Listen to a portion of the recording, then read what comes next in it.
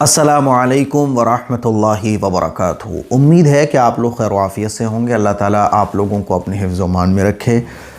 آج سے ہم لوگ پڑھنے جا رہے ہیں سورہ ابراہیم، پارہ نمبر 13 ہم لوگوں کا چل رہا ہے، اور الحمدللہ ایک نئی صورت آج سے ہم لوگوں کی شروع ہونے جا رہی ہے۔ اس صورت کے بارے میں کچھ باتیں ہم لوگ پہلے جان لیتے ہیں۔ یہ صورت بھی مکی ہے اور اس میں تقریباً 52 آیتیں ہیں۔ حضرت ابراہیم علیہ السلام اور دوسرے پیغمبروں کے واقعات اور بہت ساری نصیحتیں توحید کے بارے میں اس صورت کے اندر بیان کیا گیا ہے۔ اس صورت کا نام سورہ ابراہیم حضرت ابراہیم علیہ السلام کے نام پر ہے، کیونکہ مشرکین مکہ جو تھے نا، وہ یہ کہا کرتے تھے کہ ہم جو ہے نا وہ اہل عرب، ہم جو ہے نا کہ حضرت ابراہیم علیہ السلام کی اولاد میں سے ہیں۔ یہ کہتے تھے کہ حضرت ابراہیم علیہ السلام جو ہے نا ہمارے آبا و اجداد میں تھے۔ تو اللہ تعالیٰ نے حضرت ابراہیم علیہ السلام کے بارے میں اس صورت میں ذکر کیا ہے، اور یہ بھی اللہ تعالیٰ نے بیان کیا ہے کہ حضرت ابراہیم علیہ السلام تو بت پرستی سے منع کیا کرتے تھے، شرک سے منع کیا کرتے تھے۔ تم جب اپنے آپ کو حضرت ابراہیم علیہ السلام کی اولاد میں سے بتا رہے ہو، حضرت ابراہیم علیہ السلام کو تم اپنے آبا و اجداد میں مانتے ہو، تو ان کے کہنے پر تو چلو، ان کی تعلیم تو یہ تھی۔ تو حضرت ابراہیم علیہ السلام کے نام پر اس صورت کا نام رکھا گیا ہے، ٹھیک ہے۔ اور بھی حضرت نوح علیہ السلام، قوم عاد، قوم سمود، حضرت موسیٰ علیہ السلام کے واقعات اس صورت میں ذکر کیے گئے ہیں۔ دیکھیے، اعوذ باللہ من الشیطان الرجیم، بسم اللہ الرحمن الرحیم، الف لام را۔ یہ کس میں سے ہوتے ہیں؟ حروف مقطعات میں سے ہوتے ہیں۔ حروف مقطعات کس کو کہتے ہیں؟ کہ ان کا ترجمہ، ان کا معنی اور مطلب ہمیں نہیں پتہ۔ اللہ کے رازوں میں سے یہ ایک راز ہے۔ کتاب انزلناہ الیک لتخرج الناس من الظلمات الی النور۔ ہم نے یہ کتاب آپ پر اس لیے اتاری ہے کہ آپ لوگوں کو ان کے پروردگار کے حکم کے مطابق تاریکیوں سے روشنی کی طرف، من الظلمات الى النور باذن ربهم الى صراط العزیز الحمید۔ پروردگار کے حکم کے مطابق تاریکیوں سے روشنی کی طرف، یعنی قابل تعریف اور زبردست خدا کے راستے کی طرف لے جائیں۔ یہ کتاب کیوں نازل اللہ تعالیٰ نے فرمائی؟ ہدایت کے لیے۔ دیکھیے، کتاب، یہ کتاب ہے، انزلناہ، جس کو ہم نے نازل کیا ہے، الیکا، آپ کی طرف۔ کیوں نازل کیا ہے؟ اس قرآن، یہ قرآن جو اللہ کی کتاب ہے، اس کا مقصد کیا ہے؟ لتخرج، تاکہ آپ نکالیں، ناس، لوگوں کو، من الظلمات، اندھیرے سے، الی النور، روشنی کی طرف، باذن ربہم، اپنے پروردگار کے حکم سے، الی صراط، اس کے راستے کی طرف، اللہ کے راستے کی طرف۔ وہ اللہ کیسا ہے؟ عزیز، زبردست، حمید، تعریف کے لائق ہے۔ تو ایسے اللہ کے راستے کی طرف آپ لوگوں کو بلائیں۔ اب آگے اللہ تعالیٰ اپنی قدرت کو بیان فرما رہا ہے۔ اللہ الذی لہ ما فی السماوات وما فی الارض، وہی خدا جس کی ملکیت میں آسمان اور زمین کی ساری چیزیں ہیں، وہ اللہ اتنی قدرت والا ہے۔ وویل للکافرین من عذاب شدید، اور کافروں کے لیے سخت عذاب کے ذریعے ہلاکت ہے۔ اللہ کی طاقت کو بیان کیا اللہ نے، اور طاقت بیان کرنے کے بعد عذاب کا بھی ذکر کیا کہ یہ جو انکار پہ انکار تم کرتے چلے جا رہے ہو اور ہٹ درمی اور ضد پر تم جمے ہوئے ہو، تو دیکھو عذاب ہے اللہ کا سخت۔ دیکھیے، اللہ الذی، وہ اللہ جس کے لیے، لہو ما فی السماوات، لہو اس کے لیے ہے، ما فی السماوات، جو کچھ آسمانوں میں، وما فی الارض، اور جو کچھ زمینوں میں، وویل اور ہلاکت ہے، للکافرین، کافروں کے لیے، من عذاب شدید، سخت عذاب کے ذریعے۔ آگے دیکھیے، الذین یستحبون الحیاۃ الدنیا علی الآخرۃ ویصدون عن سبیل اللہ ویبغونہا عوجا۔ جو لوگ دنیاوی زندگی کو آخرت پر ترجیح دیتے ہیں، اللہ کے راستے سے روکتے ہیں اور اس میں کجی تلاش کر رہے ہیں، اس میں کجی تلاش کرتے ہیں، اولئک فی ضلال بعید، یہی لوگ سخت گمراہی میں ہیں۔ اللہ تعالیٰ نے اس بات کو بیان کیا کہ دنیا کی زندگی کو یہ لوگ ترجیح دیتے ہیں۔ دیکھو 3 طرح کے لوگ ہوتے ہیں۔ ایک تو وہ لوگ ہوتے ہیں جو دنیا کے فائدے کے لیے، کیونکہ اسلام کو اپنانا پڑے گا تو دنیا کی کچھ چیزوں کو چھوڑنا پڑے گا، سود کو چھوڑنا پڑے گا، جھوٹ کو چھوڑنا پڑے گا، دھوکے کو چھوڑنا پڑے گا، تو نقصان ہوگا ان کا۔ تو دنیا کی زندگی کی وجہ سے وہ آخرت اور اسلام کو قبول نہیں کرتے، دنیا کی زندگی کو وہ لوگ ترجیح دیتے ہیں۔ دوسرے وہ لوگ ہیں جو اسلام کو اس لیے قبول نہیں کرتے، ایک تو یہ لوگ ہو گئے جو دنیا کی زندگی کو ترجیح دیتے ہیں، دوسرے وہ لوگ ہو گئے جو اسلام کو ایکسیپٹ ضد اور ہٹ درمی کی وجہ سے اس لیے قبول نہیں کرتے کیونکہ اگر اسلام کو قبول کیا تو اللہ کے رسول صلی اللہ علیہ وسلم کے ماتحت آنا پڑے گا، تو ان کی سرداری چلی جائے گی۔ جیسے مشرکین مکہ اور کفار اور عرب کے جو بڑے بڑے سردار تھے وہ اس لیے اسلام کو قبول نہیں کرتے تھے کہ ان کی سرداری چلی جائے گی، اس لیے وہ خود بھی ضد پر رہتے تھے اور دوسروں کو بھی گمراہ کرتے تھے۔ تو یہ 2 طرح کے لوگ ہیں، اور تیسرے وہ لوگ ہیں جو ان بڑوں کی باتوں میں آ جاتے ہیں۔ تو یہ 3 طرح کے لوگ ہیں جو دنیا کی زندگی کو ترجیح دیتے ہیں آخرت کی زندگی میں، اور اللہ کے راستے سے دوسروں کو بھی روکتے ہیں۔ تو اللہ تعالیٰ فرما رہا ہے کہ یہی وہ لوگ ہیں جو سخت گمراہی میں مبتلا ہیں۔ الذین، وہ لوگ یستحبون، جو ترجیح دیتے ہیں حیات الدنیا، دنیا کی زندگی کو، علی الآخرہ، آخرت پر، ویصدون، اور روکتے ہیں عن سبیل اللہ، اللہ کے راستے سے، ویبغونہا، اور اللہ کے راستے میں وہ تلاش کرتے ہیں عوجا، کجی کو، یعنی کمیوں کو تلاش کرتے ہیں۔ اولئک، یہی وہ لوگ ہیں، فی ضلال بعید، جو سخت گمراہی میں مبتلا ہے۔ جیسے کہ آپ نے دیکھا ہوگا مکھی 2 طرح کی ہوتی ہیں، تو شہد کی مکھی جو اچھی چیزوں پر بیٹھتی ہے، اور ایک ایسی مکھی جو زخم پر ہی بیٹھے گی، گندگی پر ہی بیٹھے گی۔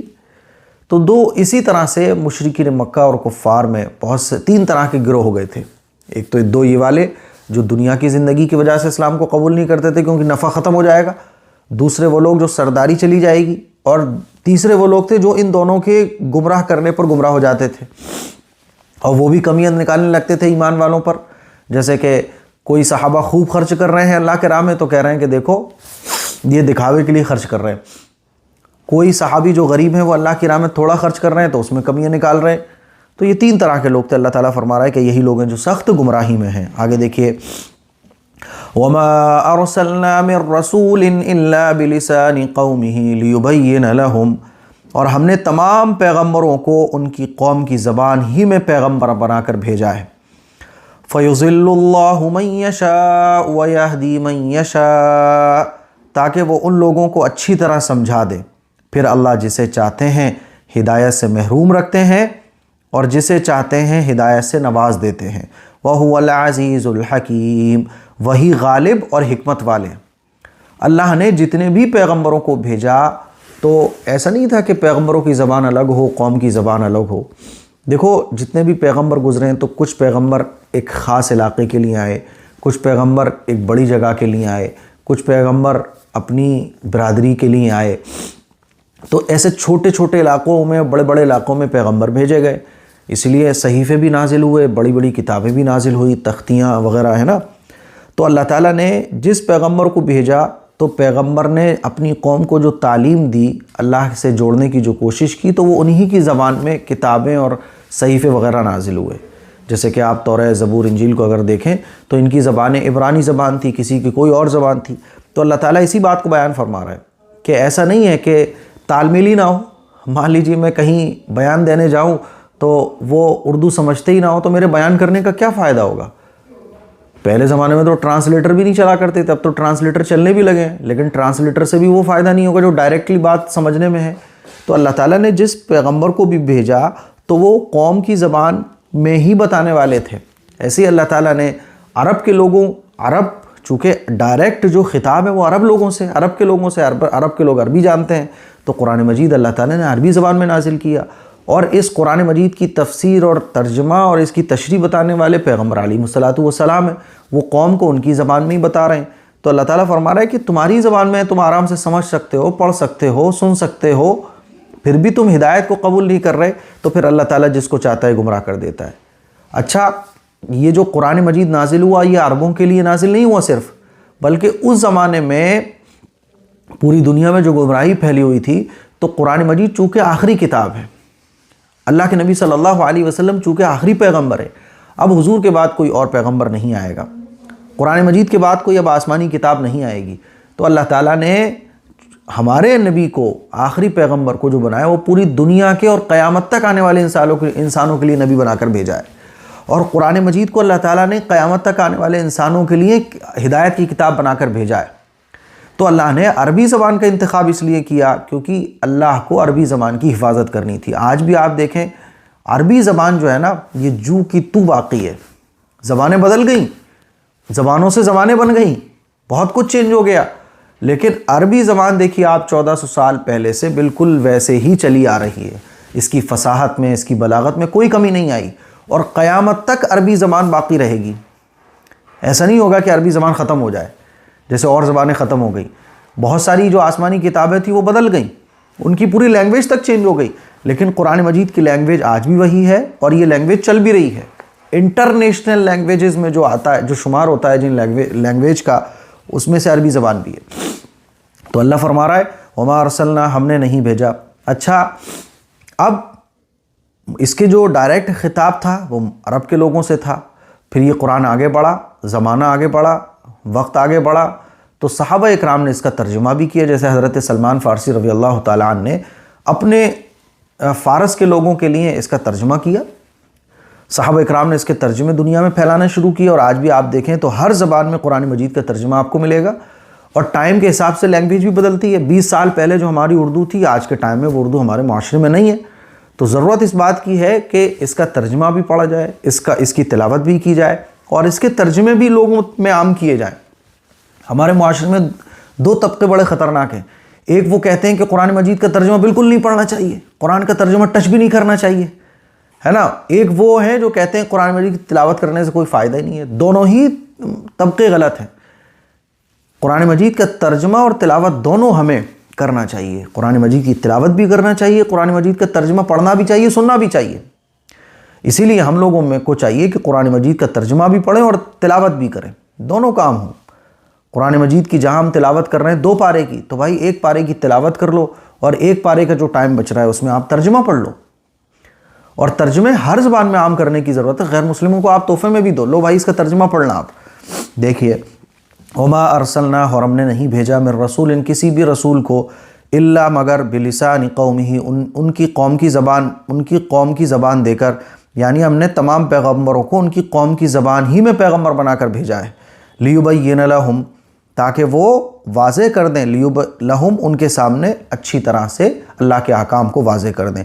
فیضل اللہ، تو اللہ گمراہ کرتا ہے، من یشاء، جس کو چاہتا ہے، ویہدی، اور ہدایت دیتا ہے، من یشاء، جس کو چاہتا ہے۔ اللہ ہدایت اور گمراہ کیسے کرتا ہے؟ جو ہدایت کو قبول کرنا چاہتا ہے اس کے لیے ہدایت قبول کرنا آسان ہو جاتا ہے، جو چاہتا ہی نہیں ہے سمجھنا تو پھر اس کے لیے گمراہی مقدر بن جاتی ہے۔ وَهُوَ، اور وہی اللہ ہے، عزیز، جو زبردست ہے، حکیم اور حکمت والا ہے۔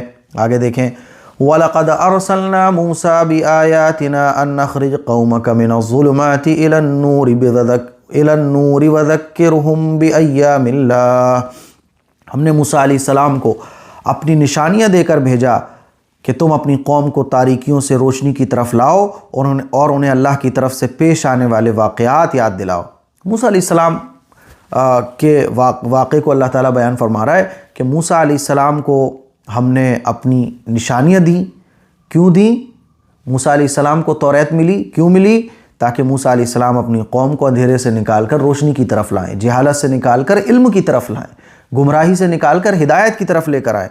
تو حضرت موسیٰ علیہ السلام کو اللہ تعالیٰ نے یہ بھی حکم دیا کہ وہ اللہ کی طرف سے پیش آنے والے واقعات یاد دلائیں، یعنی ان کی قوم جو بار بار اللہ کی ناشکری بن جاتی تھی تو وہ یاد دلائیں اپنی قوم کو کہ کیسے فرعون سے ان کو نجات ملی، کیسے اللہ تعالیٰ نے فرعون کو غرق کر دیا، کیسے فرعون کے ظلم سے ان کی قوم کو نجات ملی۔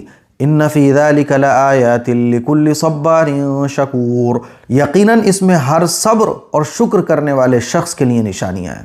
یعنی اگر موسیٰ علیہ السلام کے واقعات کو کوئی پڑھ لے، جیسے کہ موسیٰ علیہ السلام کے فالوورز یہودی بھی تھے اس ٹائم میں، تو یہودیوں کے لیے بھی ایک یہ اشارہ ہے اور یہ توجہ دلانا ہے یہودیوں کو کہ دیکھو موسیٰ علیہ السلام کی تعلیم کیا تھی، آج جو تم موسیٰ علیہ السلام سے محبت کی بات کر رہے ہو، موسیٰ علیہ السلام کی تعلیمات کیا تھیں؟ تم تو اللہ کی شکر گزاری نہیں کرتے۔